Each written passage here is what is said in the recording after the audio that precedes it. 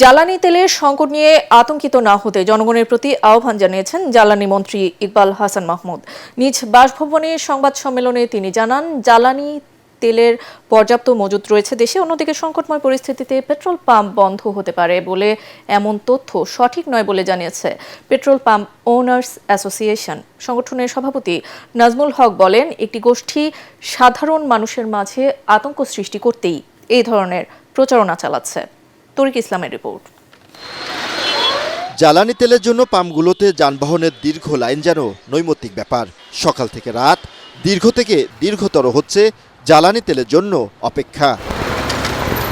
এরই মধ্যে রোববার রাতে এক বিজ্ঞপ্তিতে জানানো হয়, যে কোনো সময় বন্ধ হয়ে যেতে পারে দেশের সব পেট্রোল পাম্প, যা সঠিক নয় বলে জানিয়েছেন পেট্রোল পাম্প ওনার্স অ্যাসোসিয়েশনের সভাপতি নাজমুল হক।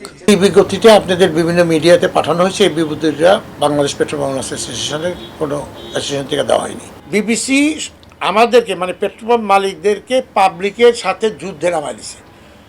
ওনারা তো বসে আছেন এয়ার কন্ডিশন রুমের মধ্যে, ওনারা একটা পলিসি করেন, বিজ্ঞপ্তি দিলেন, সমস্ত কিছু শিথিল, কোনো এম্বার্কো নাই। ওদিক দিয়ে আপনি ডিপুতে বলে দিলেন যে আমরা এইভাবে করবো, তুমি এই বেশি তেল দিতে পারবে না। এদিকে জ্বালানি তেল নিয়ে আতঙ্কের কিছু নেই বলে আশ্বস্ত করেছেন জ্বালানি মন্ত্রী ইকবাল হাসান মাহমুদ টুকু। একই সাথে আহ্বান জানিয়েছেন তেল ব্যবহারে জনগণকে সচেতন হওয়ারও। যে আমরা তেল বেশি সরবরাহ করছি, গত বছর থেকে 25% বেশি বাড়িয়ে দিয়েছি, এবং পেট্রোল পাম্পে আমরা তেল ডেলিভারি দিচ্ছি। এখন জনগণের সহযোগিতা প্রয়োজন, যাদের যা প্রয়োজন তার চেয়ে বেশি তেল না নেওয়ার জন্য আমি সবাইকে অনুরোধ করব। ঈদের ছুটিতে ব্যাংক বন্ধ থাকা এবং চাহিদার তুলনায় সরবরাহ কম হওয়ায় তেলের কৃত্রিম সংকটের জন্য বিপিসিকে দায়ী করেন পাম্প মালিকরা।